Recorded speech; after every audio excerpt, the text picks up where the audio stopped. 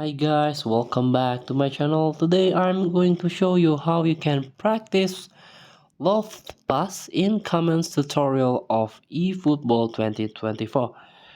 So if you are going to play a long ball, you have to practice this common tutorial. Before we start, I made this video is for beginner new into this game, still confusing how you can challenge the event or complete the mission or complete the objective so you can get ton of rewards from this game. Let's get started by tap the extras, tap the training, and tap this common tutorial, and this one Lofted pass, tap it so you can practice this mode anytime as you want. Slide the left side toward play you want to pass.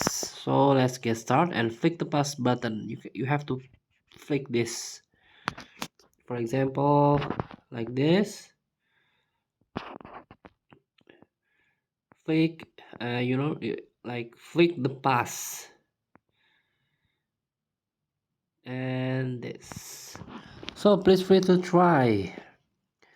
Thank you for watching. Don't forget to comment, like, and subscribe, and also click thanks button below.